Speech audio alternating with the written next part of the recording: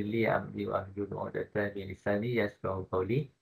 Okey, terlebih dahulu saya bagi pihak Perpustakaan Laman Hikmah ingin mengucapkan ribuan jutaan terima kasih kepada semua dan khususnya kepada penceramah lah. Kalau tak ada penceramah, kita tak mampu lah untuk kita nak teruskan kita punya webinar ni. Sebelum tu saya nak go through pada kita punya topik lah. Title kita pada pagi ini adalah webinar memperkasakan perpustakaan digital AI sebagai game changer. So, clear tak suara saya? Clear Cik Am Clear. Okey. Okey, so pada hari ini topik kita akan cover pada pengenalan kenapa AI itu penting untuk perpustakaan. Nombor 2, AI dalam operasi dalaman perpustakaan, AI dalam perkhidmatan pengguna, seterusnya AI untuk analisis dan keputusan strategik, risiko dan isu etika AI dalam perpustakaan, dan yang terakhir adalah masa depan perpustakaan dan AI bekerjasama. So kita memang tahulah bahawa sekarang ni AI ni sama ada kita nak mengambil sebagai cabaran ataupun sebagai bantuan ataupun advantage kepada kita lah. Kalau kita lambat, kita akan jadi ancaman lah. Tapi kalau kita pandai untuk nak explore, kita rasa dapat akan membantu untuk kita punya pengurusan kerja kita. Okey, penceramah pada hari ini kita jemput tak lain dan tak bukan orang yang tersohor, Cik Amzari bin Abu Bakar, pensyarah kanan Fakulti Sains Maklumat, Universiti Teknologi MARA, UiTM Kampus Puncak Perdana, Shah Alam, Selangor. Okey, sedikit saya ceritakan background bachelor degree dari UiTM 2004 dan seterusnya sambung pada further study Master Information Management 2009 di UiTM. UiTM di hatiku Rasanya ramai orang UiTM dekat dalam ni. Okey. Professional body Joint Information Retrieval and Knowledge Management Society dan juga Persatuan Sejarah Lisan. So tanpa membuang masa, sini pun saya dah ambil 4 minit. Saya menyerahkan pentas kepada Cik Amzari untuk meneruskan webinar kita pada pagi ini. Dipersilakan. Okay, Assalamualaikum warahmatullahi wabarakatuh. Pertama sekali, I wish to thank Perpustakaan Laman Hikmah Management, especially Cik Rashid and Cik Mahdi, for inviting me today to share a little bit on empowering digital library with AI as a game changer. That is a topic given to me. Okay, by the way, thank you very much again. Right, without further ado, I would like to proceed with the content. Okay. Okay, I will divide my talk today by 2 sessions. Okay. First, we will discuss a little bit on the theoretical part, the definition and so on. And then I would like to show a little bit of demonstration, what AI can do in our daily life. Okay, and then in context of the library, how AI can be implemented in the library. Okay, right.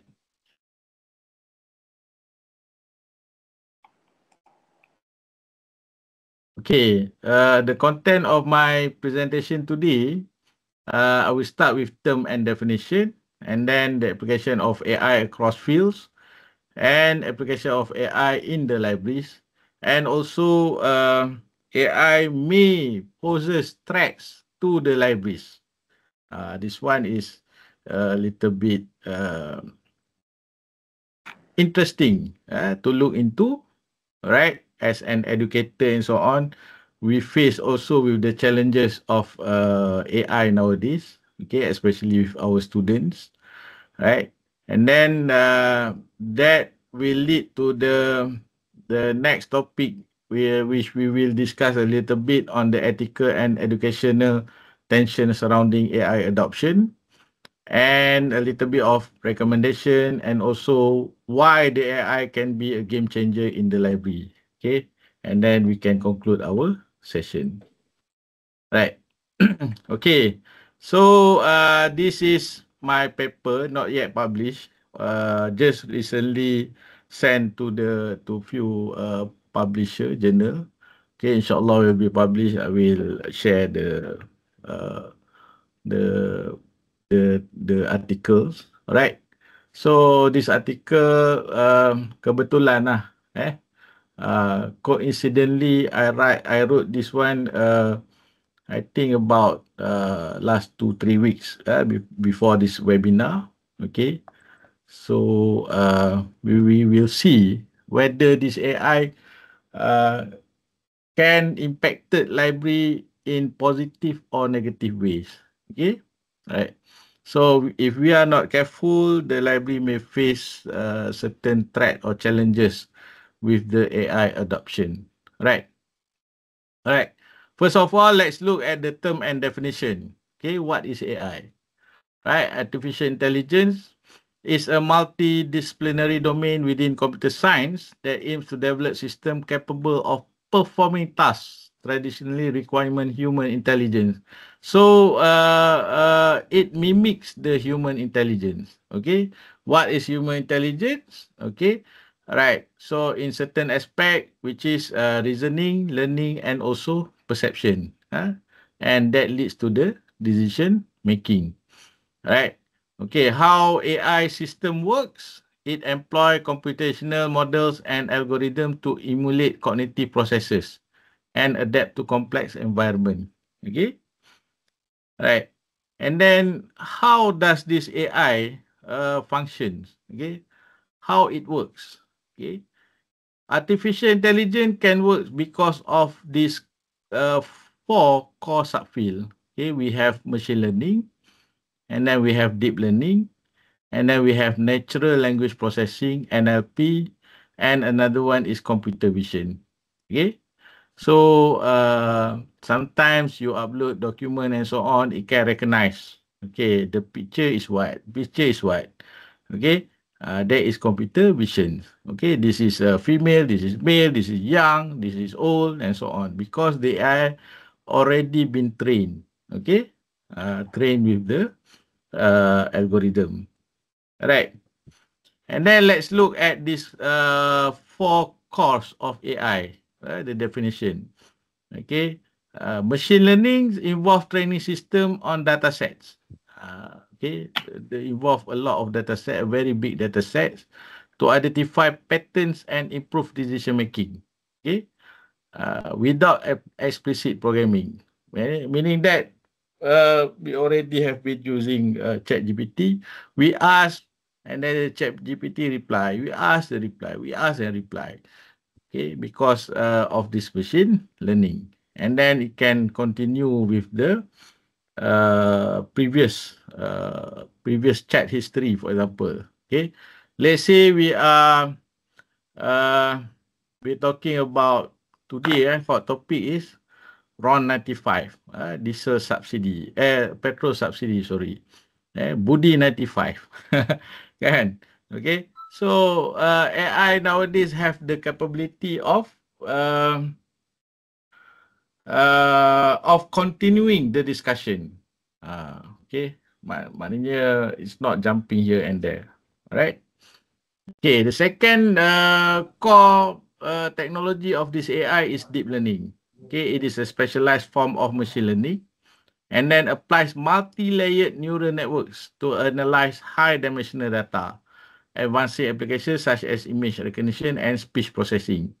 Okay, this is another level from the machine learning, right? Yeah,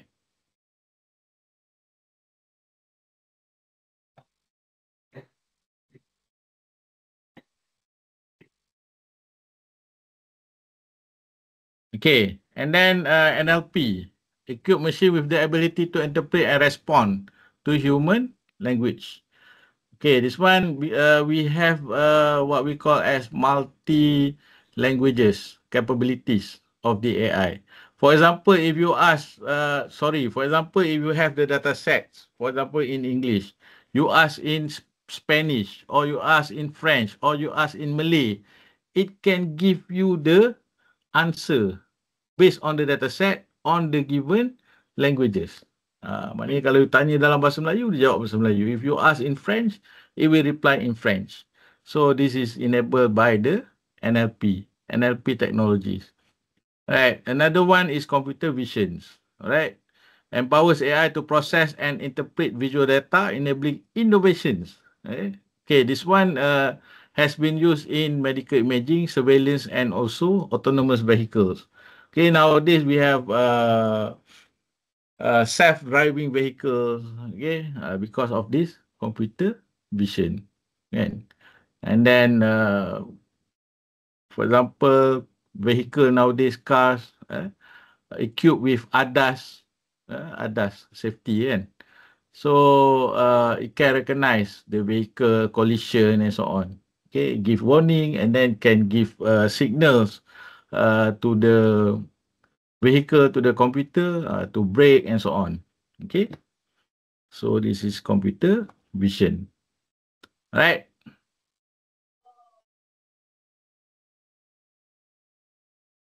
Right. Now I want to specify on the large language model. Okay. So large language model is one form of AI. Okay. It is an advanced type of artificial intelligence system that is trained on massive amount of text data to understand and generate human-like language. Okay. It learns from vast collection of text, books, article, website, and so on, and can perform tasks such as answering questions, summarizing, translating, writing, or even reasoning.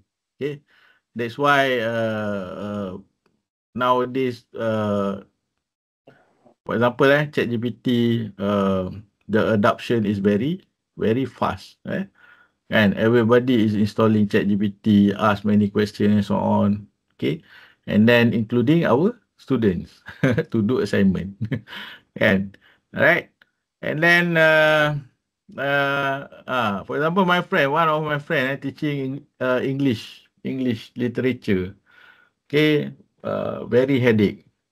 Pening kepala dia kan. How to teach, how to assess the student, whether the student understand or not, can write or not. Kan, because of this AI. The student write essay using ChatGPT, copy, paste, and then send to the lecturer. Kan? Everybody get A's. So this is a very problematic nowadays. Okay? Right. Because of this LLM, uses all the AI core technologies, machine learning, deep learning, NLP, and also computer vision. Okay, nanti kita tengoklah different LLM. Right.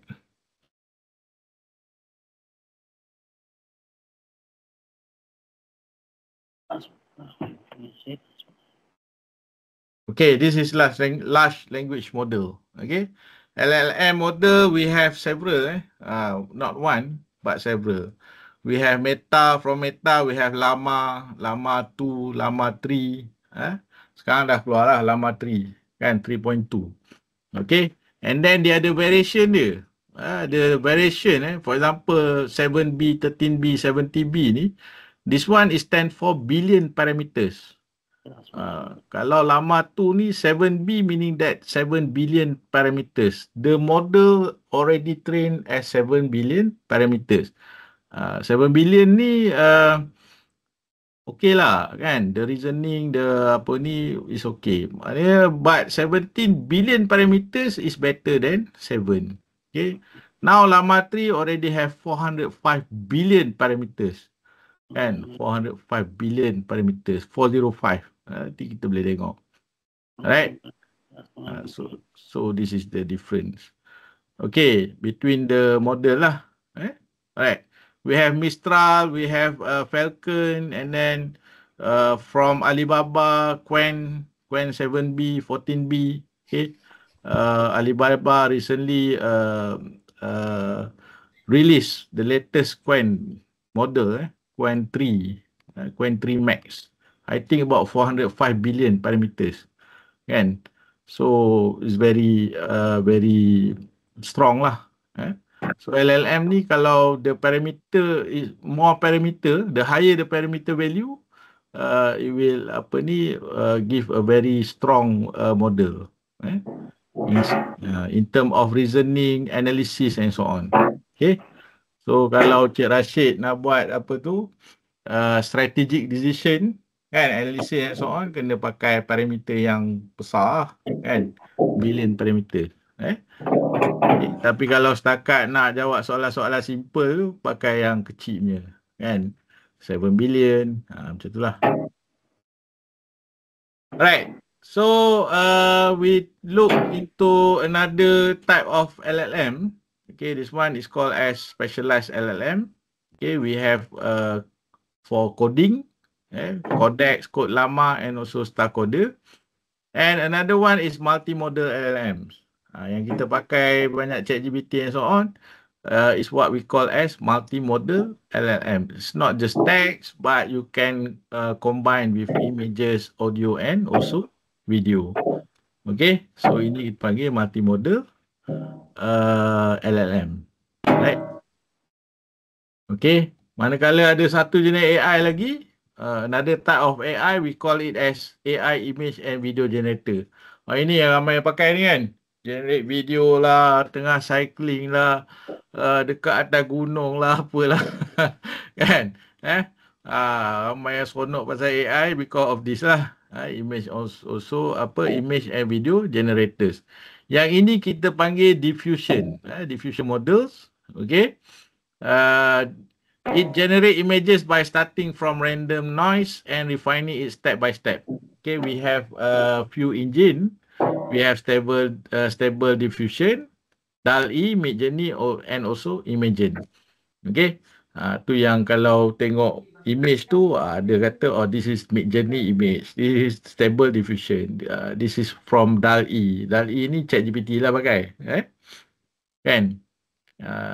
Ni kita bagi text prompt je, and then dia akan produce images or video. Okay, nowadays we have Sora, kan? Sora from OpenAI. Tapi kena bayar lah. You have to pay to use the Sora ni, kan? Very powerful lah. So nowadays you have to prompt lah, prompt, kan? Itu yang panggil prompt engineering tu. How you write the prompt according to the videographer ataupun director. Okay? Use wide dia panggil wide lenses lah, close up lah. Dia ada term-terms je, kan? Meaning that if you want to generate a good video and so on, you must have the basic fundamental knowledge of inilah videography, kan? Angle, high angle, low angle, mid angle,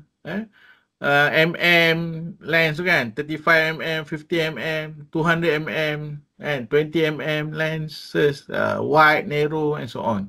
All these terms ni, if you have a good fundamentals, then if you use this AI or video image generator ni, your output will be very good. Kalau tak ada lah, kan? Macam tu lah. Okay, so kita dia.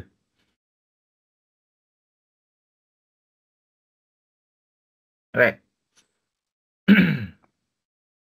Okay, so what is the difference between LLM and also diffusion ni? LLM you can imagine as a brilliant writer, okay, while diffusion is a talented painter or animator. You give instruction, you can generate. Can generate cartoon, hyper realistic, ultra realistic. Kartun pula ada banyak jenis lah. Ada yang Pixar-like punya kartun, okay, and so on. So all these terms ni, if you want to go into that path, kena belajar. Still kena belajar. Cerita dia. If you want to use the AI, still you have to learn. You have to learn the fields, and also you have to learn how to make a good story and so on. Okay? Right. Mostly this one is used by content creator. Okay. And then multimodal model ni, for example, ChatGPT, you can combine images and also with LLM. Okay. Macam tu lah. Kan. So, kita cerita je tak best. Kan. Jadi, kena ada, orang kata apa, kena ada demo lah, demo. Demonstration. Kan. Demo. Kena ada hands-on practical. Okay, boleh buat lah lepas ni. Okay, for example okay, this is ChatGPT. Ramai orang pakai ChatGPT kan? Betul tak? Kan, you can ask. Okay, for example, you ask lah, what is an AI? What is AI? For example kan? Ramai kata AI, Anwar Ibrahim. Our Prime Minister. Also AI kan? Okay. Kalau you tanya who is AI, lainlah jawapan dia. Tapi you tanya what is an AI, dia bagilah AI stand for AI, so on, bla bla bla bla lah. You can get the answer. It is very good for you to learn. Maknanya untuk bertanya dan sebagainya lah. So, this is ChatGPT lah yang kita pakai. Kan? But you can also download and install your local GPT. Okay? Local LLM lah. Panggil local LLM. Okay. For example, let's say I ask ChatGPT, tell me 1000 words story. Kan? Okay. Dia akan tanyalah. Oh, nampak?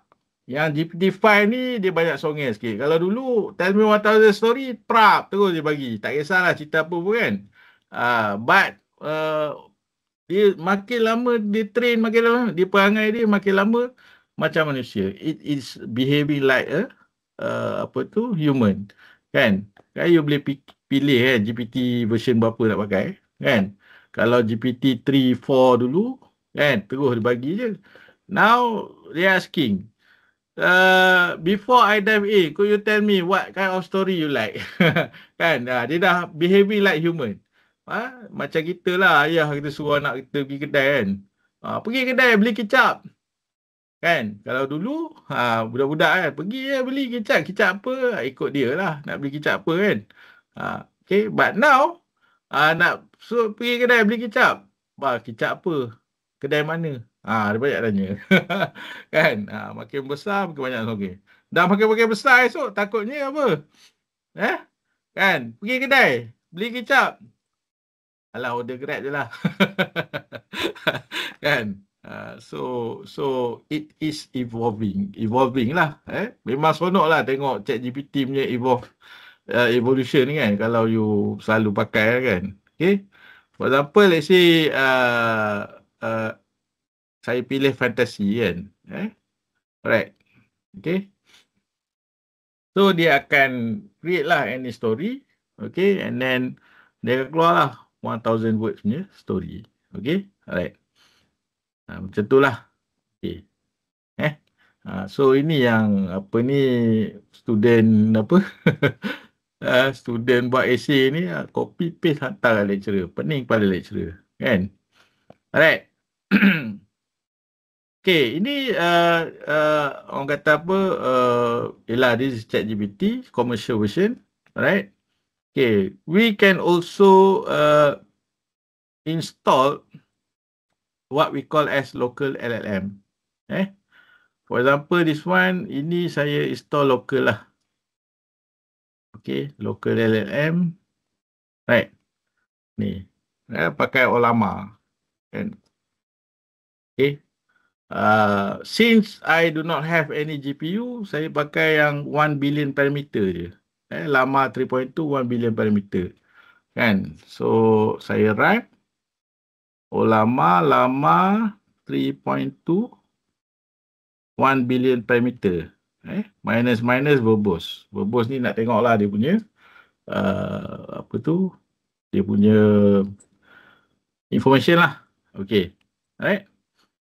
So I run and then I can prompt. I can prompt. Okay, saya prompt.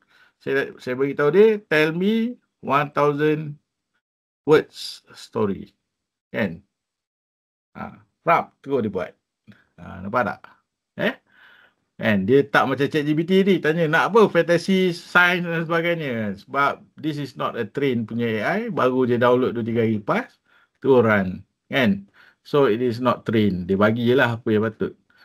Okay. Just want to show you the usage of the CPUs.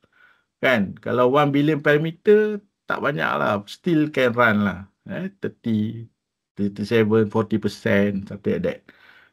Daripada ni lah 8 cores punya elevator. This one I run on Intel Core i5 machine. Right. Okay, ini open ni lah apa panggil local LLM. Okay. Total duration 45 second and then tengok evaluation rate ni. Okay. 28.56 tokens per second. Token ni lebih kurang 1 words lah. Sebagai contoh, let's say I love chicken rice, for example. I love chicken rice. I love chicken rice. Titik, dot. Okay. Dia kira 5 tokens. Okay, 5 tokens. And then on average, 1,000 token, you can get around 750 words. Okay, 750 words. So, kalau you nak subscribe, for example, open API, subscribe apa ni? API for ChatGPT, nak develop app or semua, you have to calculate this token lah. Berapa token nak pakai and so on. You tengoklah berapa rate, harga dia. 1,000 token for example. Kan, dia cakap itu 10 sen. US dollar kan. 10 cents. Okay. Oh, murahnya 10 sen. Sekali prompt je dah 1,000. 10 sen. Terus orang kalau sehari ada 100 orang pakai, dah berapa ringgit. Kan? Macam tu lah. That is the cost. Okay. But if you create apps and so on, lagilah banyak lah kan. Nak kena bayar. Alright. And then especially kalau user you ramai. Ini if you run command prompt lah. You can also install the interface. For example, I install interface lah. Macam ni kan. Install Open Web UI. You can train the model to search for specific data sets, specific knowledge. For example, I train this one. Ini pakai lama 3.1B je. 1 billion parameters. Maknanya ringan lah, ringan. Kalau tak boleh nak run. Okay. So, okay, I give 2 documents. Satu, I have created an imagination library. This is the staff directory of imagination library lah. Nama dia Universiti Bijaksana Library. Kan? Ini dia punya chief librarian and so on kan. Adalah job-job, nama, nombor telefon semua lah. Okay. Alright. And then ada library opening hours kan. And then ada alamat lah. Okay. Okay. And then another document yang saya train local LLM ni.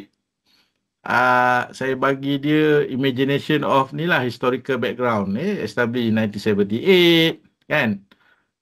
Bla bla bla lah. And then service offered kan. Okay. Okay, just nak tunjuk contoh lah, contoh. So, I can use the local LLM model tu and then train with a specific data set.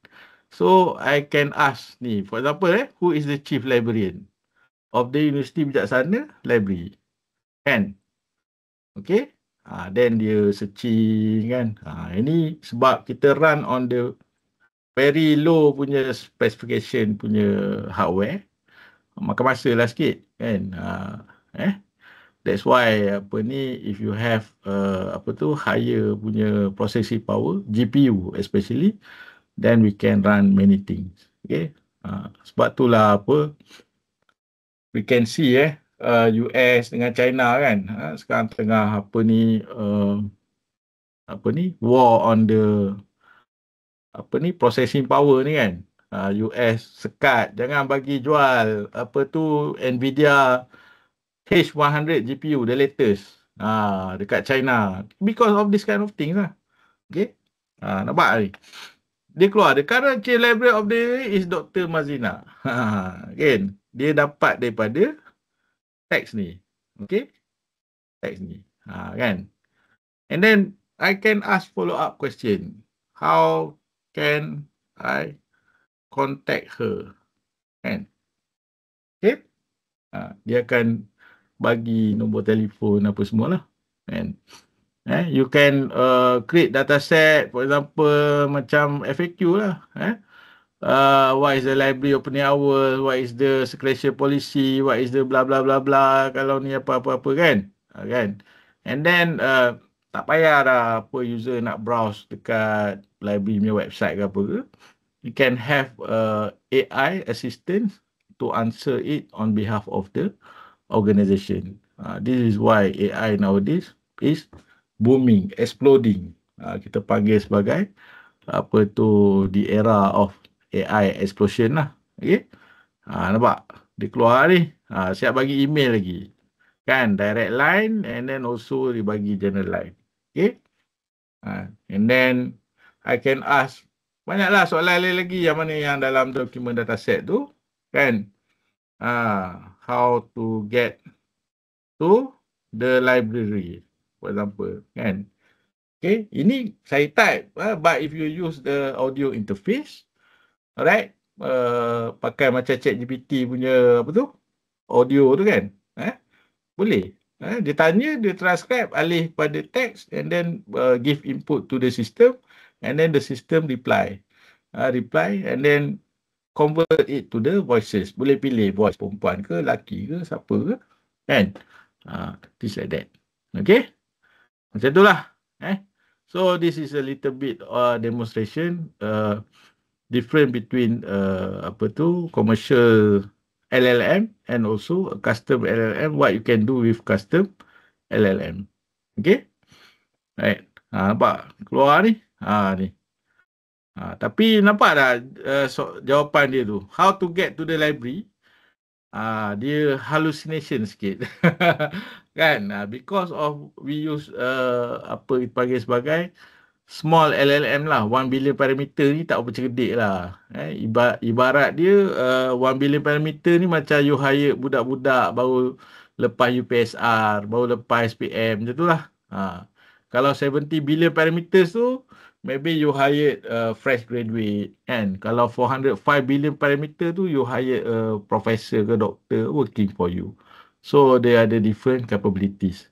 And then, beza billion parameters ni also, you need different set of hardware lah, hardware specification, kan. Tapi soalan-soalan yang senang tu, dia boleh jawab lah, kan. And when was the library established? Kan? Tak. And then you can also ask in different languages. And for 1 billion parameters, the language dia is not strong lah. Senang cerita, kan? But yang kalau tinggi sikit, 70 billion, the language dia, multi languages dia is stronger. You can ask in any language. Dia akan bagi jawapan dia. Kan? Alright? Alright. Okay, ada soalan setakat ni. Kan? Lambat sikit lah tu, nampak? Was established in 1978.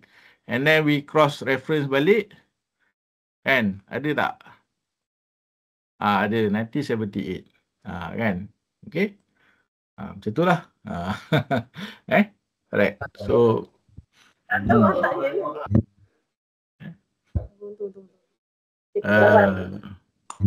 beli baju lah. Jangan. okey ke tu? Okay, ada soalan? Kalau tak ada soalan, if we do not have a question, we continue lah with the presentation. Sekejap Dia bertukar-tukar.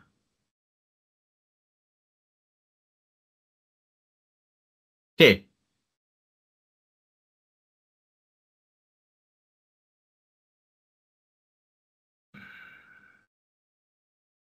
Alright.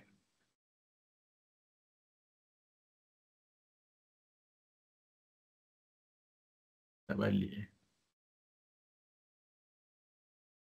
Okay. So, ChatGPT versus local LLM. Okay, saya lupa tunjuk satu lagi tadi. We have also, you boleh download ni Qwen. Qwen. Qwen is one from Alibaba. Kalau katalah you pakai ChatGPT kan, dah habis kan. Dia kan ada dia punya apa tu, kuota dia kan. Kuota dia, you can use Qwen. Qwen. It's good also. Okay. Comparable also to ChatGPT kan. So, you can try lah. Try. Okay.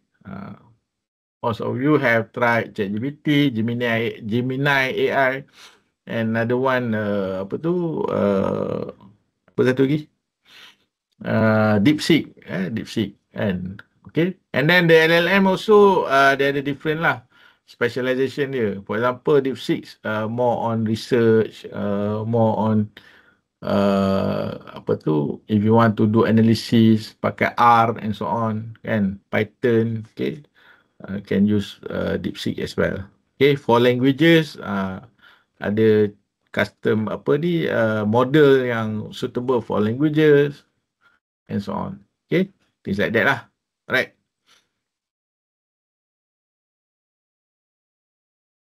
Okay, the application of AI. Okay, AI already permitted in various sectors. Healthcare, okay, enhance diagnostic accuracy, enable personalized treatment. Okay, even if you ask ChatGPT also, you can ask have the question kan. For example, you can ask, okay, what is magnesium used for, the relationship ni, how to prevent diabetes, for example, this sort of question lah. Okay. And then in finance, AI automates accounting processes, enhance fraud detection, kan? Right? Dalam social media pun dah pakai dah tu hari. Last time, wife saya siap kena ban lagi account dia. Sebab apa? Sebab AI detect dia pemerdagangan manusia. Kan? Kan?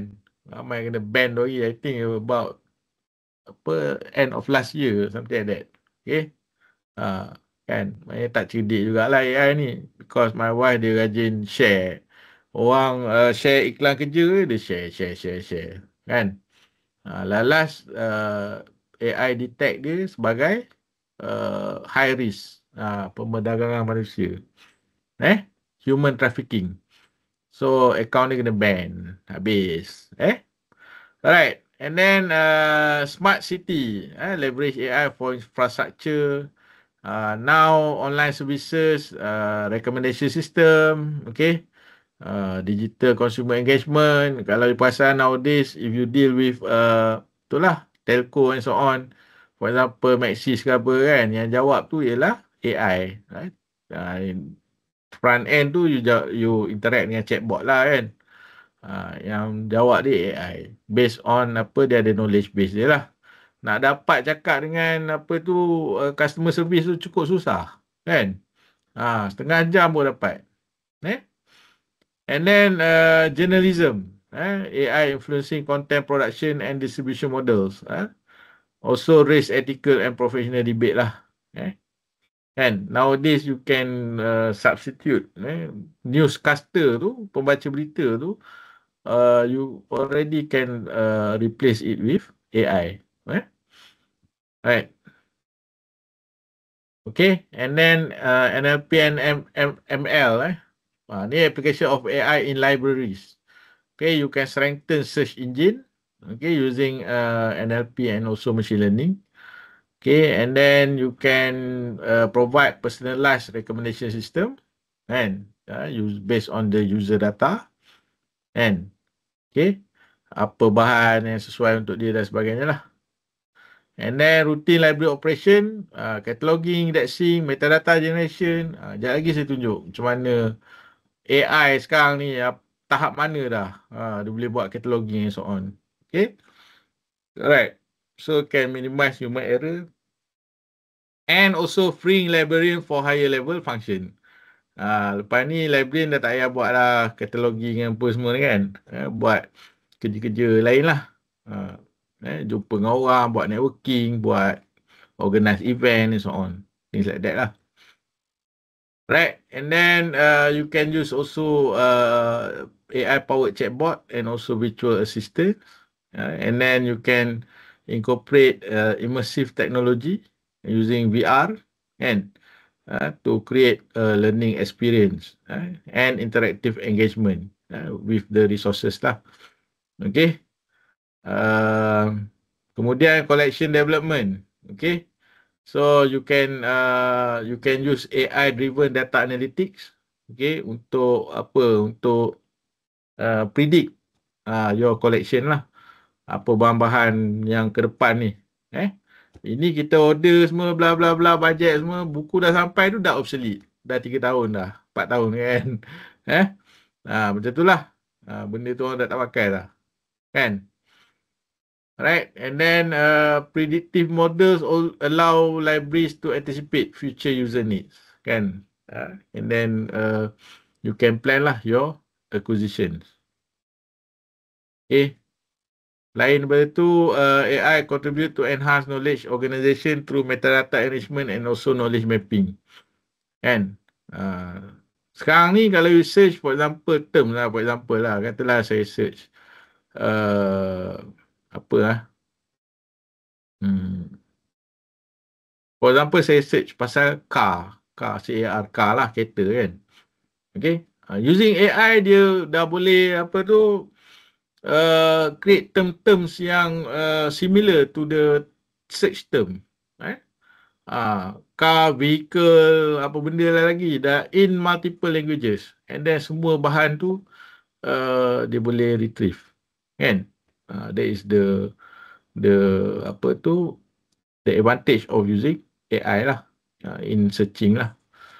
And then these tools improve discoverability and accessibility by refining classification scheme and also linking related resources. And then also enabling efficient knowledge retrieval and strengthens libraries' role as knowledge intermediaries in the digital age. Ini saya tunjuk contoh lah lagi. Hands-on. How to use AI. Mungkin ada yang dah pakai, ada yang belum. Kan? Kalau dah pakai, tengoklah. Alah, Cik Am, kita dah lama lah pakai benda ni kan. Tak apalah, maafkan saya. Kan? Tapi kalau yang belum tu, okey lah kan. Benda barulah. Betul tak, Cik Rashid? Okay, for example, let's say, ini ChatGPT kan? Right? Using computer vision tadi, okay? Kita upload satu file. Ini ebook saya. This is my ebook. Kan? My ebook in Malay language. Pasal programming lah, Python. Kan? Ni. You can go to my website. Boleh download free. Kan? Okay? So, ebook lah. Senang cerita, this is an ebook lah. Okay?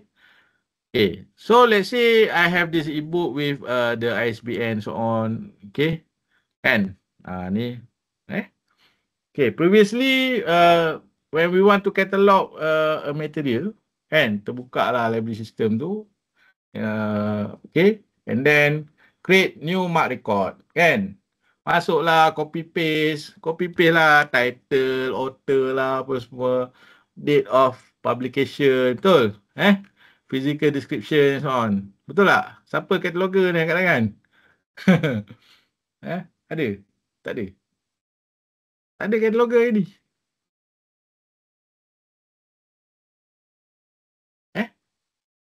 Suhana. Ada. Okay. Okay, so using AI, okay, I upload photo, upload files, and upload file, mana file saya ni?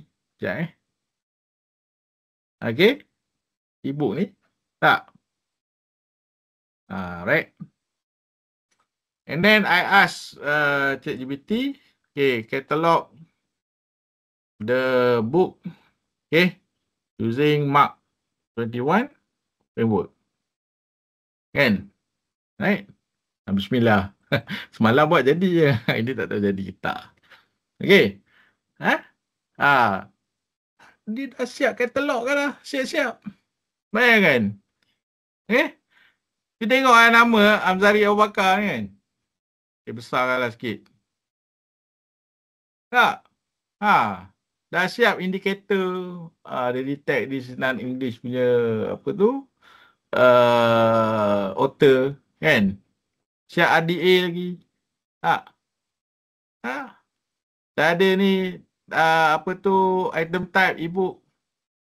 Okay. Malay language. Kalau you tengok ni leader ni kan 008 kan. Tak ada dah Malay.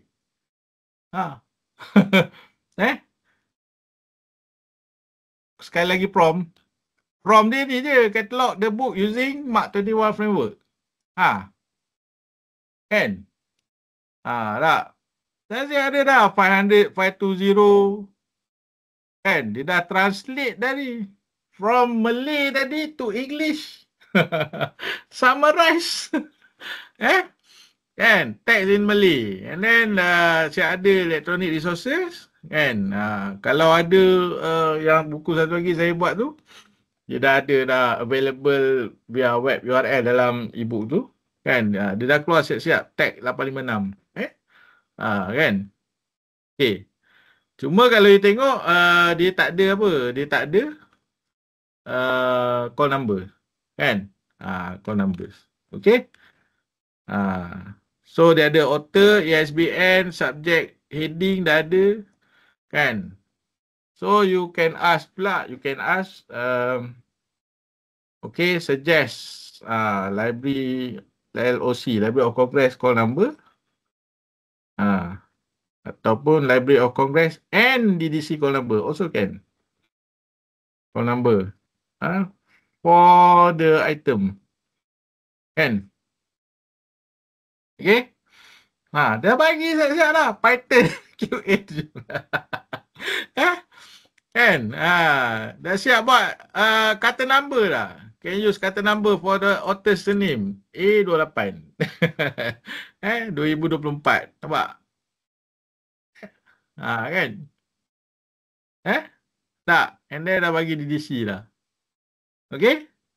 Tapi you kena check lah betul ke tak kan. Itu kena double check lah Ni saya tunjuk the capabilities Okay. So drafted earlier, yes. Okay. So dia akan update record yang sebelum dia. Mark record kan. You tengok tag mana? 082. Ni DDC ni kan. Ni 082 untuk DDC. 090 dia akan berhubung untuk ni. Library of Congress call number. Kan? Copy letak dalam XML. Kan? Ni dah ada ni. Okay. Kemudian export in Mark XML. Format. Okay. Kalau pakai Koha boleh import dalam Mark XML kan. Boleh. And then masuk dalam item data. Macam tu lah. Jam. Ada dua soalan. Ya. Soalan pertama, any language can be used dalam prompt, ataupun yang kedua, maklumat apa yang perlu ada dalam file yang kita upload tadi, dalam image tu. Any language you can use in prompt. For example, you use Malay kan, catalog in sama lah, lebih kurang je kan. Catalog the following item in apa? Mark ni 21 framework kan. Bahasa Melayu pun lebih kurang tu je. Katalog buku ini. Sama je lah. And then the item material also can be many language. Because ChatGPT ChatGPT memang capable of multi language. Kan? French ke, test lah. French ke, Italian punya languages ke, buku ke, kan. Of course lah, of course you have to cross check. Ni DDC Mark 21, you have to do some modification. Okay, but nak cerita je, 80 to 85, saya dah check dah, 80 to 85% is correct. Kan, yang lain tu you buat lah fine tuning. Okay. So ini cerita dia ChatGPT. But if you have a custom local large language, okay, LLM, okay, train to become a cataloger, kan? Senang kerja you lah. Kan, you dah train dia, kata number use like this, subject heading use like this, and so on, kan?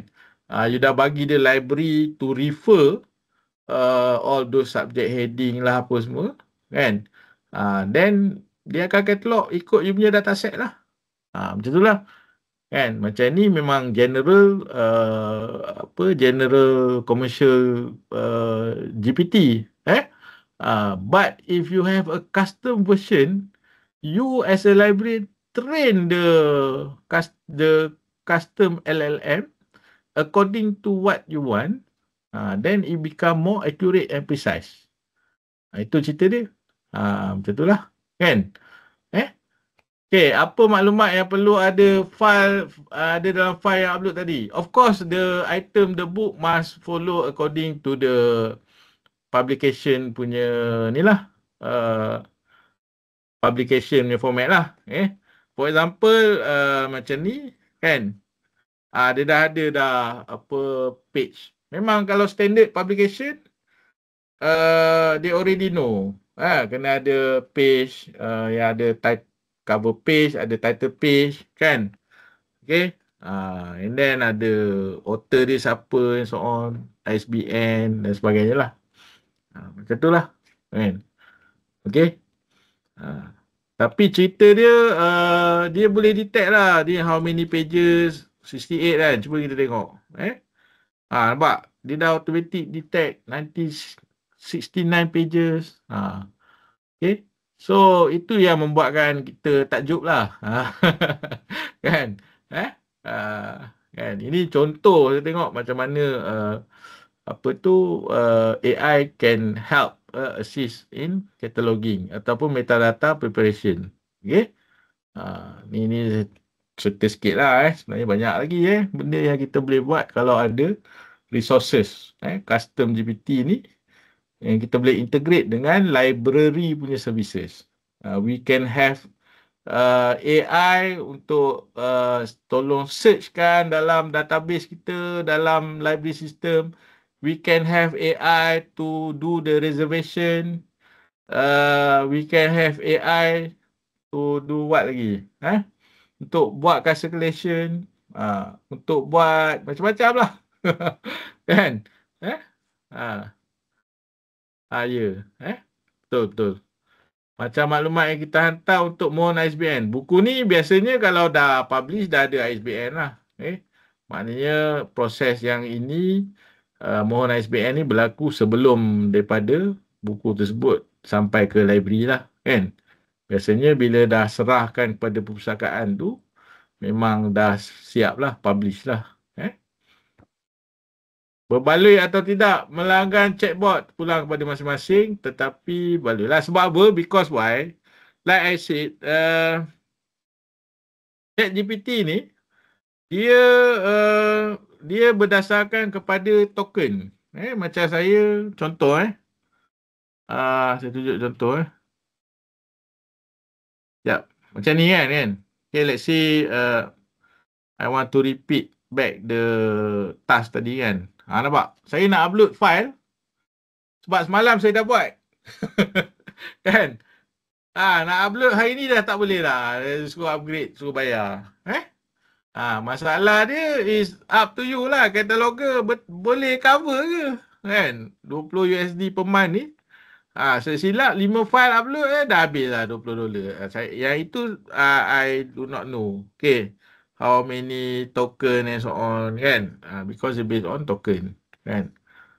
Kalau mesti bayar, boleh kot, kan? Alright. Okay. Kalau bagi saya ada duit, subscribe lah, kan?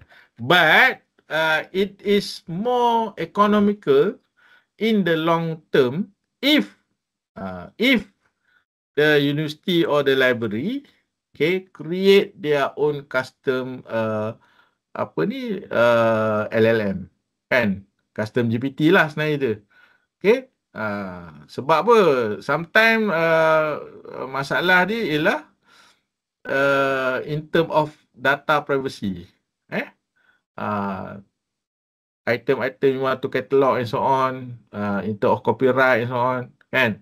Bila you upload ke ChatGPT tu, you dah tak tahu dah benda tu ke mana, ke public domain ke. So these are the issues that you have to address if you want to use ChatGPT to catalog your item. Okay, itu isu dia lah. Takut benda tu ni kan, kita main-main upload je, gambar dan sebagainya, tak tahu gimana kan. Okay, alright. So this is one example lah of how AI can help in metadata preparation.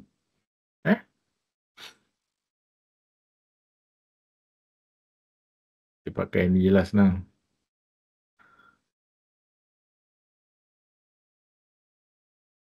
Ya, boleh nampak kan?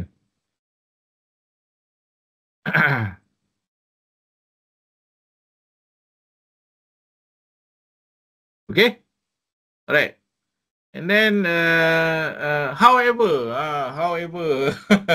AI also impose threat to the libraries and not just libraries in the academic world as well, kan? Okay, the most eminent threat stems from the cultural shift towards AI-powered platforms such as ChatGPT lah, especially and Gemini. These tools are increasingly perceived as convenient substitute for libraries, meaning that students, researcher, no need for the library lah. And once the library is irrelevant, then you face problem lah. Okay. So their appeal lies in immediacy. Okay, unlike traditional library, you kena buka OPEC dan so on, cari buku ada, nak pergi library, nak kan, pinjam bahan semua. But using using AI, you can just ask and then retrieve the knowledge in the text. Okay, cuma ada isu lah isu accuracy, authority and so on. Right, and then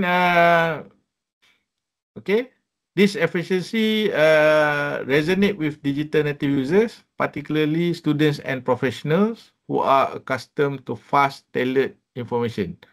As reliance on AI platform grows, libraries risk being sidelined. Not because they lack value, but because they appear slower and less adaptable. Jangan orang panggil pustakaan kita ni Sekalaman Hikmah, dinosaur, irrelevant. Itu yang kita takut, kan?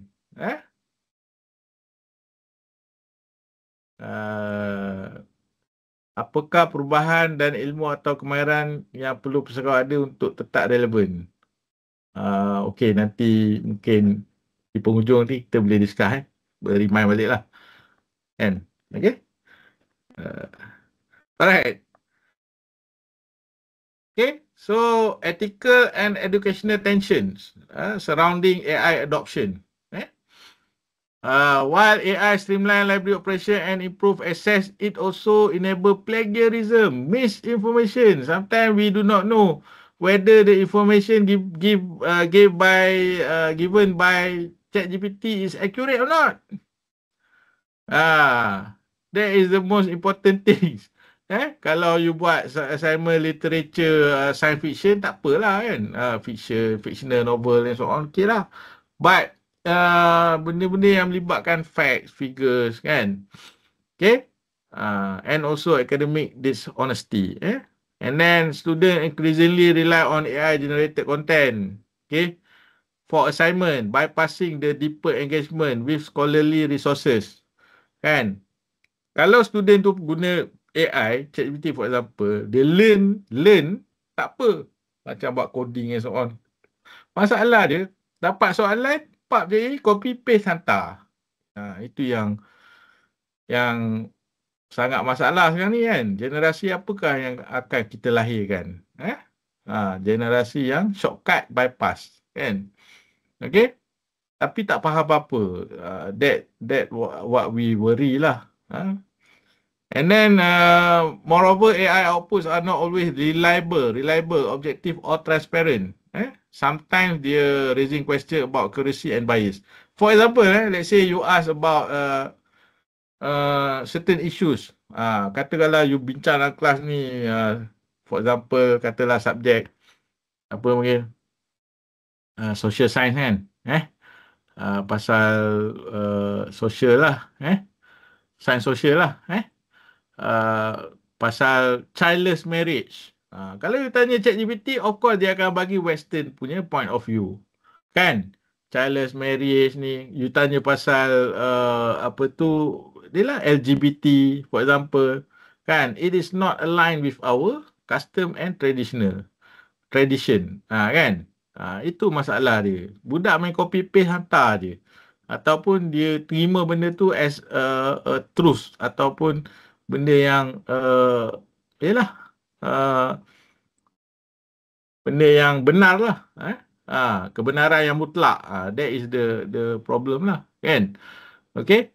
So, these are very very problematic lah.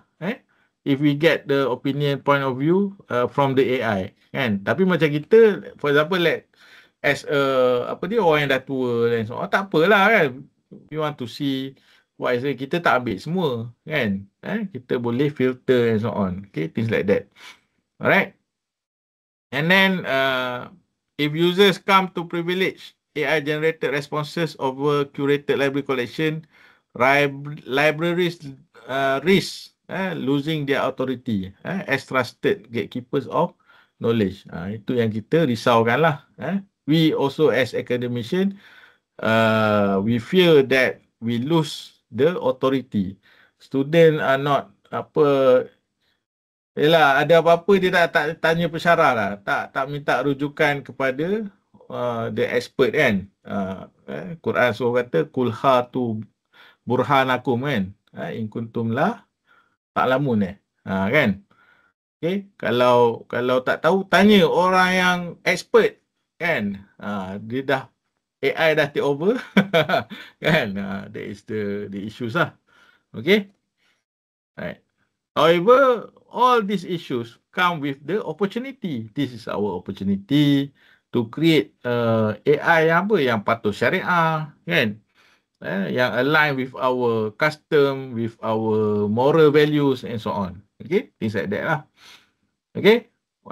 For example, before this, user go browse library catalog and so on, and then exercise the materials, whether online or physical. But then terus shortcut go to ChatGPT kan, and then give answer lah, things like that. Okay, ini contoh saya bagi contoh how cheating plagiarism in assignment. Okay kan. Saya sebagai lecturer pun pening kepala. Nak bagi assessment apa dah lepas ni kan. Tak. Okay. Yang account yang tu dah habis kuota dah. So pakai account yang ni pula. Kan. Okay. For example, let's say I have a few question here. Kan. Kita buat test quizzes ke apa online. Give to the student. Okay, answer the quizzes kan. Ni lah soalan dia. Ni soalan database kan. Kan? Student yang pemalas tu, dia copy je. Tak baca pun soalan, tak cari pun jawapan. Tak. And then paste. Okay, answer the following question. Kan? Paste kat sini. Tak. Okay. Tak. AI jawab kan. AI jawab kan. Tak. So, ini soalan objektif. Kan? Kita bagi soalan yang susah sikit. Ni SQL query, for example. Kan? Okay. Answer the following question. Kan? Ni SQL pula. Okay. Susah sikit. Kan? Keluar jawapan dia apa? The right choice is A. Kita bagi yang lagi susah lagi. Ini kalau database ni memang analytical level lah. Kan? Which normal form from the relation of the following lah. First, second, third level of normal form. Ini contoh. Okay.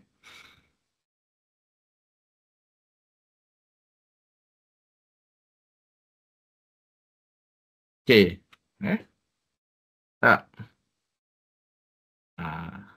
Pak. Okay. So, bla bla bla bla bla. Tu bagi correct answer. A. Nak? Kan? Lepas tu essay. For example, essay. Ini soalan yang saya ambil daripada question bank. Kan? Explain 5 most recent trends in database. Sekejap Alah ni. Kan? Tak. Dah keluar. Copy paste hantar assignment. Macam mana kita nak mengajar? Kan? So, isu Okay. Yang ni lagi lah Okay, there are many type of keys that can be considered in database. Okay. Dia ada set gambar lagi. Gambar lah kan, customer info table kan. So, saya tanya dan saya upload gambar tu. Question 2 rasanya. Okay. Gambar ni lah. Kan? And then using the core technologies, computer vision, dia boleh jawab. Kan? Kita pun macam mana nak bagi assignment kat student ni? Tak? Nampak? Dia boleh detect bla bla bla bla bla bla. Dah siap bagi dah jawapan dia. Ini case cheating lah, meniru dalam exam dan sebagainya lah. Okay. Contoh satu lagi Okay, katakanlah soalan tu ni panjang lah kan. Student snap. Okay, snap. Alright. This is the snap lah. Contoh gambar kan. Okay. Snap kan. Using AI. Dia tanya je. What is the correct answer?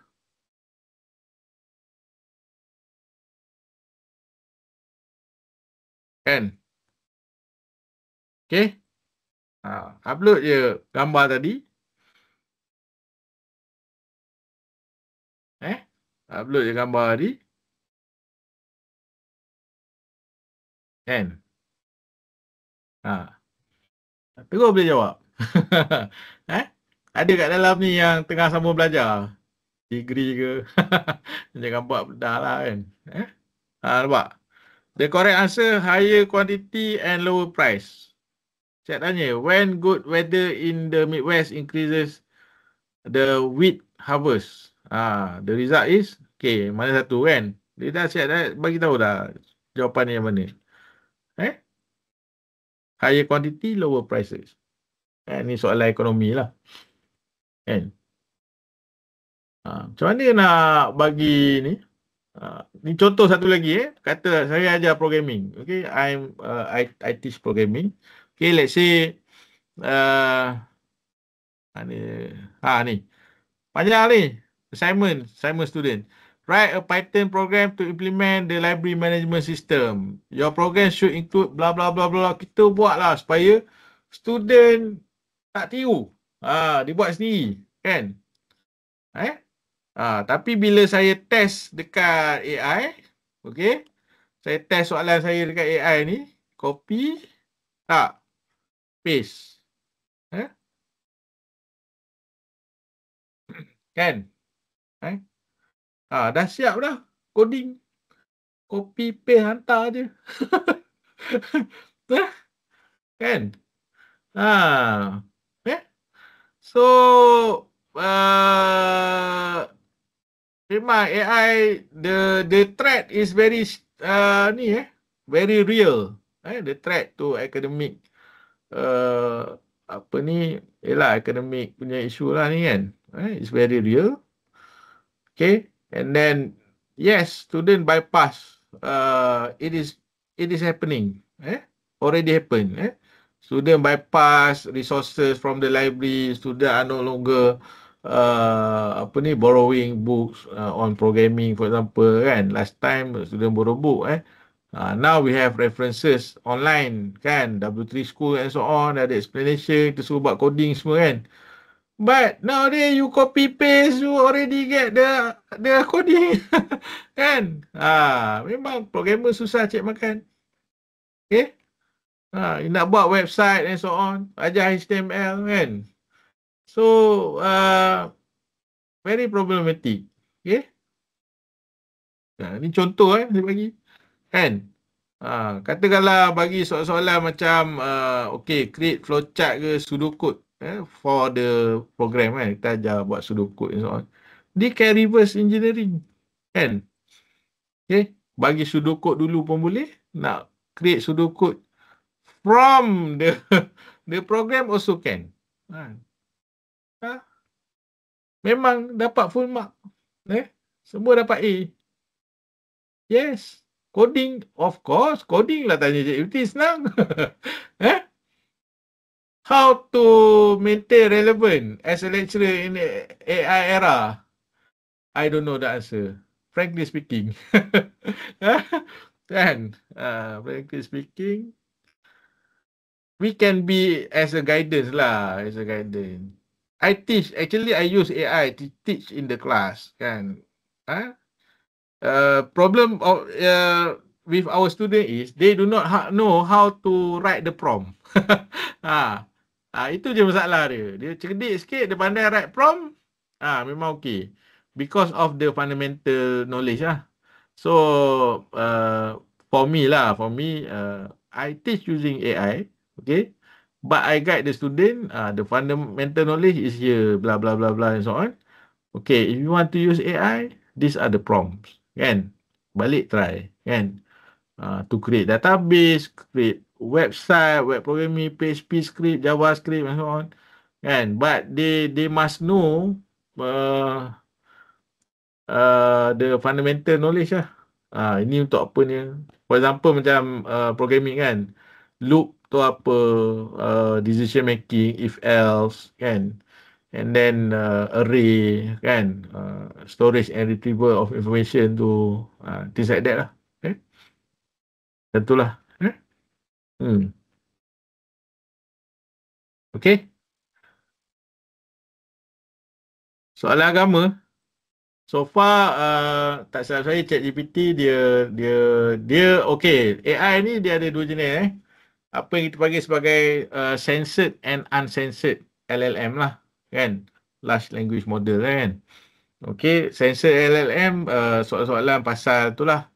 Pasal seks, pasal religion, dia tak jawab lah. Kan? Tapi pasal sejarah semua boleh tanya. Kan? Kemudian soalan pasal how to make a bomb, how to become a terrorist. Yang itu dia block lah. Block. So far yang commercial yang kita pakai ni semua censored version. Yang mana yang highly itulah technical foundation dia very strong, dia boleh install yang uncensored version. Yang itu macam-macam lah. Dia akan cuba jawab, tak kira lah benda tu melanggar agama ke, sosial dan sebagainya lah. Macam tu lah.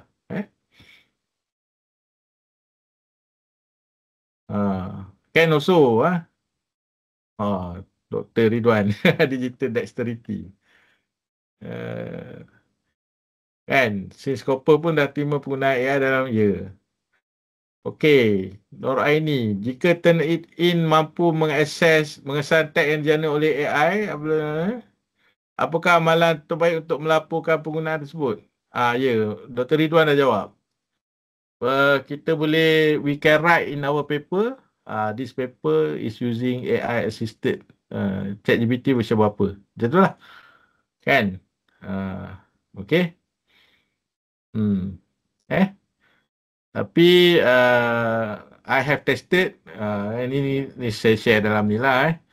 I have tested AI generated content ni. Masuk dalam Turnitin, kan? Turnitin tak detect pun. Dia keluar kat situ 3% AI. Padahal teks yang saya buat tu 100% AI. Kan? Yang saya try tu hari Turnitin lah.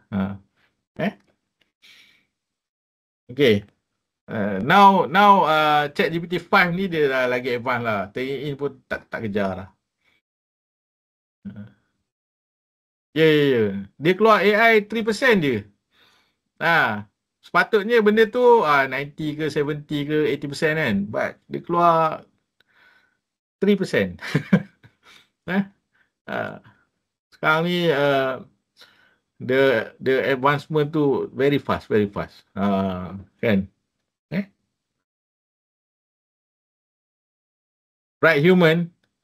Dr. Muhammad Salbihan saya tak pakai pun. Tegur daripada ChatGPT copy paste 3%. Tak pakai pun. Right human, GPT bypass tak pakai pun sekarang ni. Yang latest GPT-5 ni. Kan? Ada student yang guna AI untuk buat assignment? Ada, mestilah ada. Apa tindakan? Kita nak buat apa kan? Tapi my proposal lah, my plan lah after this, I will have more discussion and presentation. They have to present their assignment. Okay, they have to explain lah. We give the marks based on their understanding. Based on the presentation, not based on the answer. Answer sekarang ni semua betul. Kan? Saya rasa itu plan saya lah, my personal ni lah. Kan? Macam tu lah. Alright. Okay. Ni contoh lah. Saya dah tunjukkan example. I have shown you example how student cheat, plagiarize, soalan objektif, essay, programming essay pun sama kat lah. You just copy paste the question tu, dia akan buatkan essay for you. Kan? Turnitin pun tak detect lah sekarang. Alright. Okay. And then okay, these are my recommendation lah, my personal lah. Okay. To the library. Okay, how to use AI in the libraries, how to empower digital library with AI. Okay, enhance information discovery. You can use AI powered search. Okay, implement natural language NLP lah, search engine that allow user to ask question instead of typing keywords. Kan? And then recommendation system can suggest book, journals and also multimedia content. For example, kalau you buka Netflix, Spotify kan, dia dah suggest, okay, these are the books suitable for you. Okay. And then automated cataloging. Okay, I've shown you the example. Okay. It is good if you have AI, your own AI engine to do the metadata preparation. Kan? Kalau nak, boleh sembang. Kan? Kalau ada fun dan sebagainya, boleh calling lah. Kan? Okay? InsyaAllah I can guide how to do that. Kan? Masalah saya tak ada resources je. Kan? Okay? We can integrate AI with with Koha integrated library system. Boleh buat searching and so on, boleh buat metadata preparation, boleh create catalog record, boleh upload automatic lah.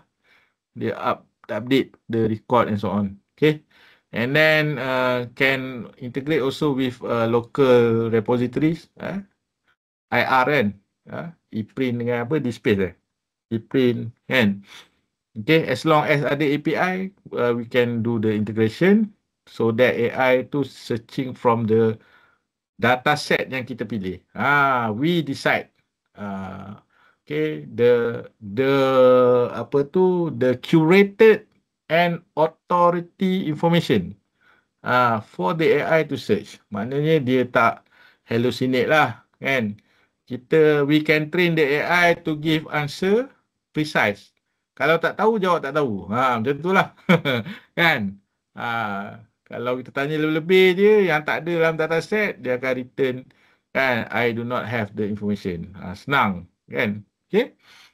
And then, personalized user services, we can use chatbot, virtual librarians. Okay? This is on the, customer punya services lah, side. Right?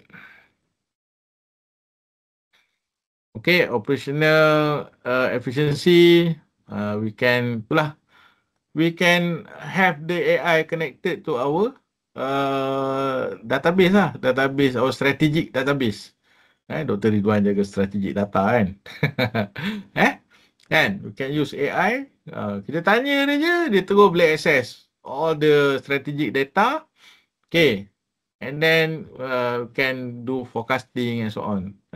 So dah eliminate lah apa tu task tu lah. Sikit-sikit nak data tanya statistician kan. Sebab you tak boleh nak tap terus dekat data tu. Kita tak tahu nak run apa dia punya statistik punya ni kan. Punya formula tu. Dia ada beza kan. Macam tu lah. Okay. Macam predictive ni, predictive model lah. Predictive model apa nak pakai kan. Nak pakai apa mungkin regression ke apa ke kan. And then collection development, okay, we can analyze data usage. Daripada circulation data kita tak pernah analyze kan, bahan ni pakai ke tak. Kan, apa bahan yang popular kan.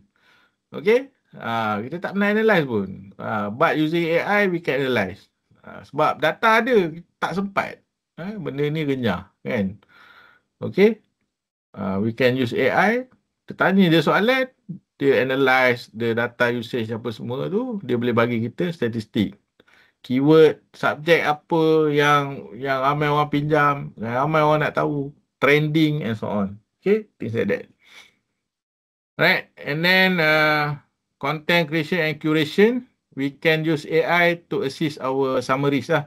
Macam kita ada bahan panjang kan, 200 muka surat, pakai AI je boleh provide kita abstract kan, and so on. Okay, and then language translation, kan, resources accessible across different languages. Okay, tapi nak kena ada high performance punya processing power lah. Kalau you nak run 405 billion parameters punya model tu apa? Hardware dia bukan cacalang lah. Macam tu lah. And then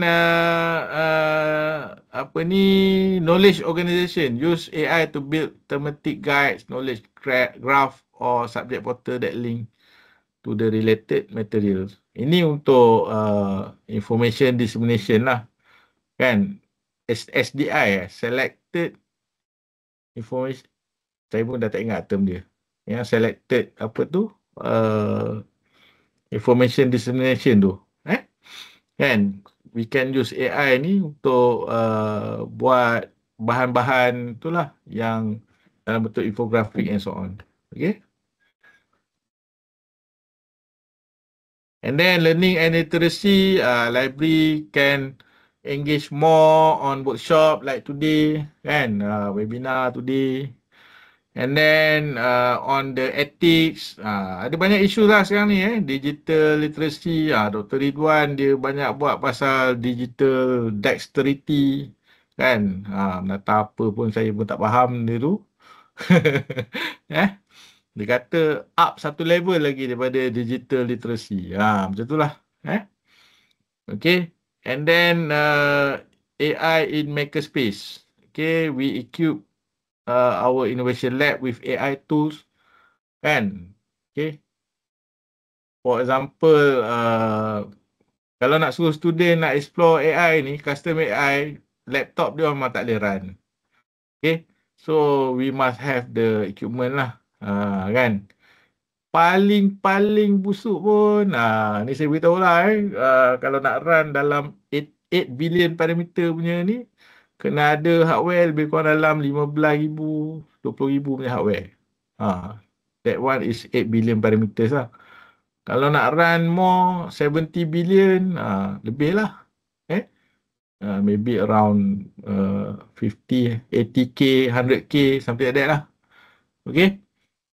Kalau yang 405 billion parameters tu, lebih lagi lah. Kan? And then, that one require serious funding lah. And apa dipanggil? Determination. Kan? Kalau ada tools ni, okay, kita dah ada hardware. Come, use our lab.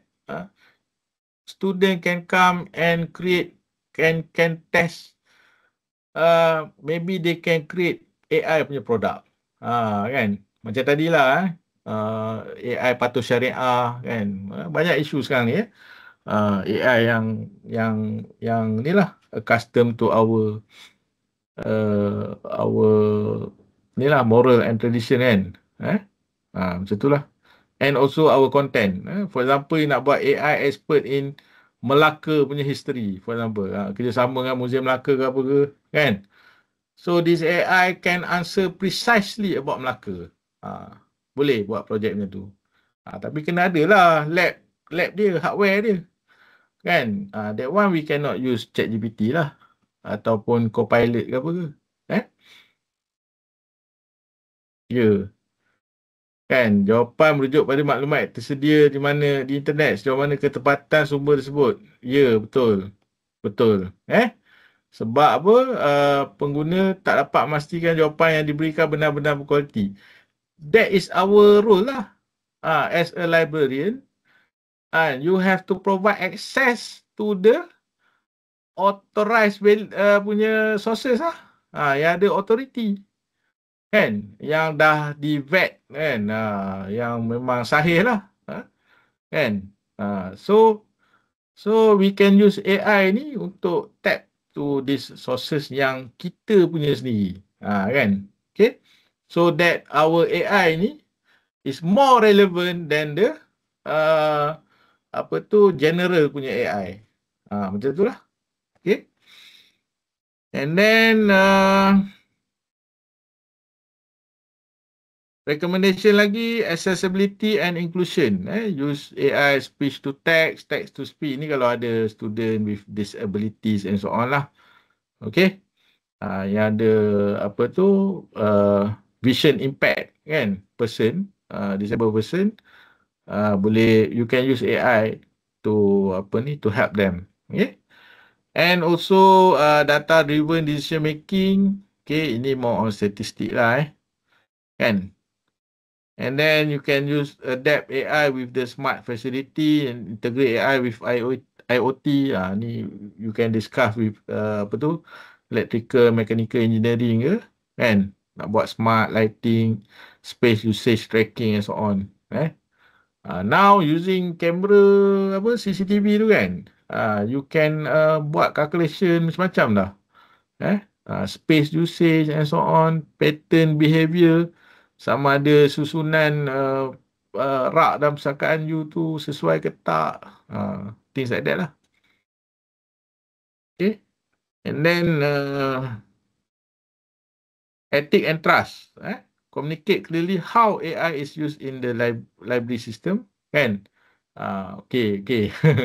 Ni baru ni panas. Baru semalam inilah apa yang berlaku lah sekarang ni. For example nowadays companies kalau nak terminate person kan, nak buang pekerja kan, dia bagi alasan ini AI AI punya algorithm kan. dah randomly selected you. You have been terminated lah. Kita bayar pampasan 2-3 bulan gaji. Contoh kan. Macam tu hari Petronas kan. Dah apa tu announce nak buang kan. Saya dengar dah dilaksanakan. Sedang dilaksanakan ni. Dan ada staff yang dah dapat apa tu notice of termination tu. Okay. And apa tu alasan dia HR bagi this is apa ni from the AI algorithm. Kan? So transparency is very important. You have to tell your customer, your client, your patron how AI being used in your library. Kan? Okay. And then responsible use, ensure AI tools uphold privacy, intellectual freedom and equitable access. So sometimes bahan-bahan dalam apa tu you kena check dulu lah sebelum nak upload dekat ChatGPT ke apa kan. Takut benda tu menyalahi dan as a public servant ni silap bulan you kena discharge kan, you kena surcharge kan. Macam tu lah. Berkaitan dengan akta dan sebagainya kan. Kadang kita nak suruh dia buat summary kan, analyze and so on. For example, hujahan penghakiman, benda-benda macam tu lah. Okay. Kalau public university ni, mungkin kita tak banyak sangat kot handle dengan dokumen rahsia kan. Okay. But for those who involved with classified documents, you have to be careful lah. So again, my suggestion is AI is very useful, but it's better to have a local custom AI to help you. Benda dah ada dah. Boleh download, install, boleh train and so on. Kan? Untuk assist, untuk buat summary and so on. Very useful. Dalam banyak bidang. In many fields. Itulah. Judiciary, legal, legislative, education and so on. Okay? Right. Okay, and then human oversight, keep librarian central in decision making with AI as supporter rather than replacement. Kan? Macam itulah. Ini saya tak nak komen lah. How AI, adakah AI akan replace librarian ke apa kan? Okay. Ada questionable lah kan? But if the task-task yang lower task ni, for example front desk and so on tu dah boleh ganti dengan AI, kan? There are possibilities that perjawatan tu akan semakin berkurangan lah, kecil. Yang mana yang kerani-kerani dah pencen tu tak berganti kan? Things like that lah. That definitely will happen. Okay? So kita kena naik ke level yang tinggi lagi lah. Right. Instead of buat operation je, kena buat benda yang lebih human punya task. Macam tu lah. Right. So, how AI going to become a game changer in the library? Immediately, this one can be implemented. Okay. You can integrate AI with local digital repository. Kan? Macam saya cakap tadi, you want to create AI expert in Melaka collection, Melaka historical collection, can. Kan? Okay. You can integrate AI with library system, also can. Okay. For example, AI you nak integrate with apa tu? Dulu ada My Thesis Online yang public library semua share tu kan? Boleh buat. And then you can integrate also with the online databases yang you subscribe and so on. Even some online databases already have AI macam Scopus kan. And then AI also you can open to the internet resources lah if you want to open kan. Ini kita cerita pasal custom AI yang kita buat sendiri kan. Okay. So kalau ada nak buat kan boleh lah calling lah kan, boleh panggil, insyaAllah saya bersedia membantu kan. Ada tim kat sini, Dr. Ridwan pun ada, kan? Orang hebat-hebat semua ni lah. Right, so we already come to the end of my slide lah, kan? As the conclusion, library should adopt AI not to replace librarians, but to free them from repetitive tasks, amplify user services, and position the library as a trusted guide in the AI era. Okay, this is what library can do lah. Kan? In the AI era. Jangan neglect terus, but you can use AI to empower your patron, especially your customer, your client. Kan? Memanglah, of course AI can assist librarian buat cataloging apa semua. Tapi tu back end tau. Customer tak nampak. But customer kalau dia nampak, okay, library services dia pakai AI for the user, maybe can give more value added lah. Kan? Tak payah lagi nak searching OPEC ke apa, kan? Pakai AI je, terus boleh dapat dah collection, digital collection and so on, kan? Yang sahih, kan? Macam tu lah. Okay? Alright. So, kalau ada soalan, boleh tanyalah, kita discuss lah. Tadi ada yang cakap nak discuss ni kan? Mana ni?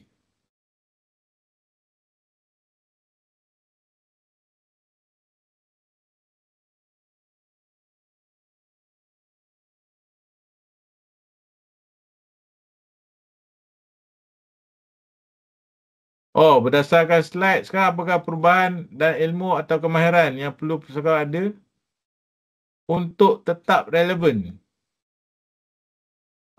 Untuk tetap relevan.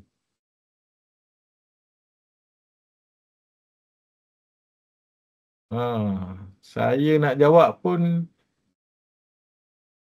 mungkin ada pandangan lain. Apa ilmu atau kemahiran perlu ada, kan? Saya personally saya peribadi, setahun 2 tahun lepas saya rasa murung. Saya rasa murung. Kita tengok AI ni kan, saya rasa dia terlampau cepat dan saya tak sempat nak kejar. Memanglah kita pakai ChatGPT semua, gini kan. Berlambat-lambat AI keluar kan. Elicit lah, apalah. Macam-macam. Kan. Apa sebenarnya ni? Jadi saya agak kemurungan sebab apa? Sebab tidak memahami secara mendalam lah. Okay. Kan. Jadi tahun lepas saya start tengok lah benda ni. Dia macam saya lah, katalah saya ajar programming web. Tiba-tiba keluar benda-benda baru yang saya tak boleh nak buat. So saya jadi murung lah. Jadi down lah kan. Apa nak panggil lah, murung lah kan. Jadi saya mengasingkan diri dan mendalamilah sesuatu benda tu. Kan? Jadi bila kita dah dapat cope balik dengan perubahan teknologi tu, then kita okey lah. Kalau orang datang tanya, student tanya pun, we are very confident lah. Kan? Dan bila AI ni datang, saya pun rasa tertekan. Okay?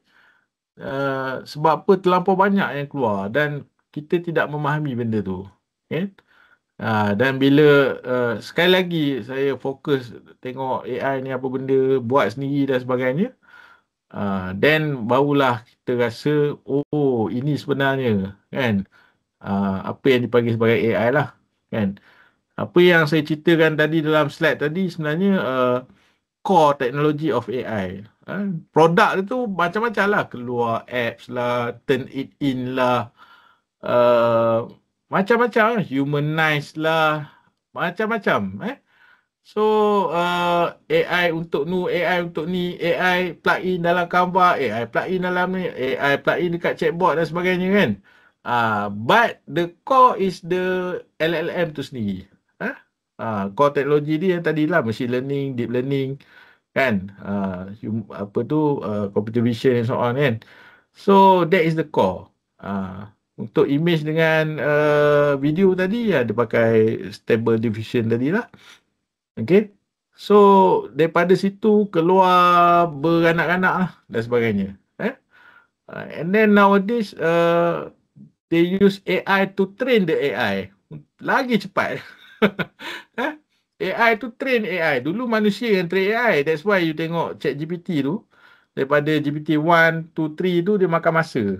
Lambat sikit kan. Tapi dia lepas 3.54 pergi 5 tu dia sangat laju. 4 rasanya baru je dah keluar 5 dah. Kan? Sangat laju sekarang ni. And then dalam bidang robotik pun sama juga. Dia train AI tu dalam simulation. Dah siap ready semua. Dia pindahkan AI tu masuk dalam robot lah. Masuk dalam robot. Terus dah boleh berjalan dan sebagainya. Berlari. Macam-macam lah. Kalau you tengok dekat TikTok ke video YouTube ke macam-macam lah keluar. Kan? Dalam robotik lah. Kan? So macam-macam jenis AI lah. AI dalam phone, takat gambar, selalu kawan-kawan duk bahan lah. Ambil gambar, dia boleh hilangkan gambar orang kat belakang kan. Nak tukar gambar pun boleh dan sebagainya. Kan? Macam itulah. Jadi bila saya mengasingkan diri sekejap, fokus tengok apa benda AI ni, then barulah boleh faham lah apa sebenarnya, apa yang berlaku. Kan? Macam itulah. So, apa perubahan atau ilmu kemahiran yang perlu ada, memang kena update dengan benda yang latest. Kalau tak, memang kita akan ketinggalan. Macam kita lecturer kan, buat soalan semua bagi kat student tengok. Oh, bagus lah student saya sekarang pandai-pandai lah. Jawab semua boleh A je. Kan? Yang sebenarnya dia belakang tu dia menipu kan. Kalau kita tak update, memang itulah kena tipu kering lah kan. Macam itulah. Dengan student. Okay. Okay, ada soalan?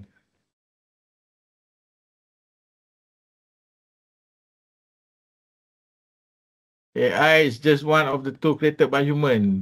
But dengan izin Allah, ia boleh dibangunkan, kita boleh guna untuk kebaikan gunaan dalam kehidupan dan pelaksanaan tugas. Ya.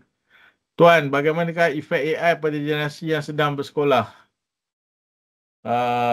Saya tak pasti. Mungkin perlu ada kajian lah yang perlu dibuat kepada adoption of AI among schools punya generation kan. But universiti memang dia pakai dah lah. Takat saya tengok anak-anak saya, dia tak pakai pun ChatGPT yang bak. Belum lagi kot. Sir, based on your opinion, AI dah boleh masuk dekat silibus sekolah and student sekolah boleh pakai ke? I think this is my personal opinion lah. Any technologies, we cannot, macam mana, kita tak boleh nak sekat. We cannot restrict from the adoption and usage. What we can do is, we can, we can teach them how to use it responsibly. Macam itulah. Assist them in homework, schoolwork, kan? Untuk buat and encourage more on things like that lah. Presentation, communication, kan? Memanglah AI can assist all that kind of thing. 1+1=2 and so on kan? But how to present the information, how to communicate, how to pitch the ideas. Okay, I think our student have to go into that direction lah. Apa beza job scope librarian dengan information specialist? Oh, ni Rashid sekali tanya soalan, ya Allah. Kan? Job scope librarian dengan information specialist. Kan? Saya tak pasti Rashid. Kan? Kena tanya orang yang bahagian bidang tu. Kan? But setakat yang saya tahu, librarian is also part of information specialist lah. Memang bekerja dalam bidang information, kan? But sometimes information specialist ni dia ada spesifik bidang, kan? Kan? Contohnya macam bidang apa, sejarah ke, seni ke dan sebagainya lah. Okay? Specialize more on tu lah. Dia punya cycle of information tu lah. Daripada nak dapatkan pemeliharaan sampailah the dissemination and so on lah. Okay.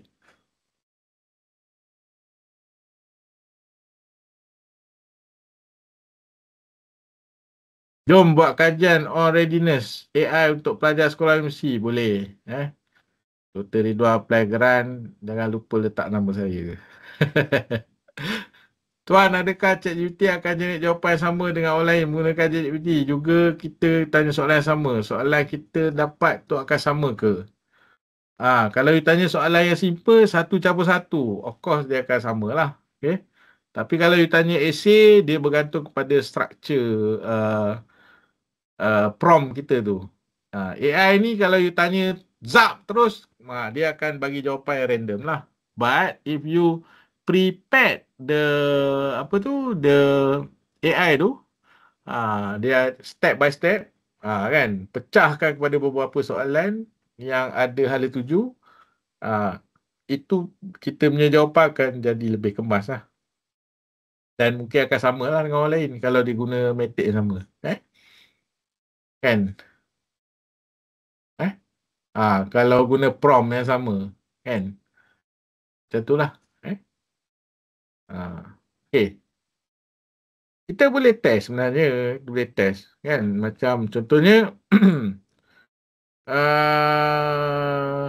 explain 5 most recent trend in database. Kan?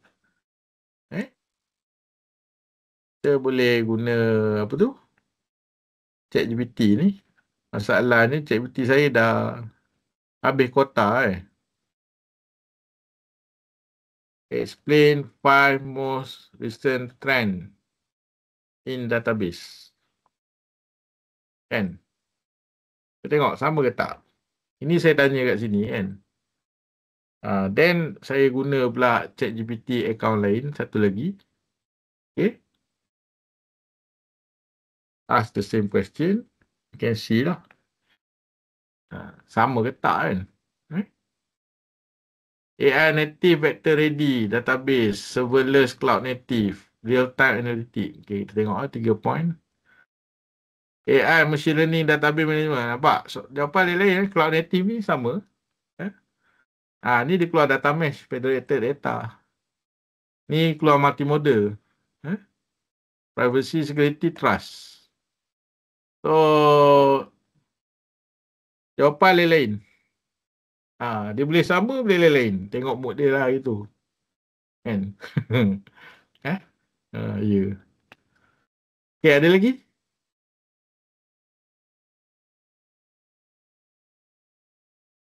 Ada lagi?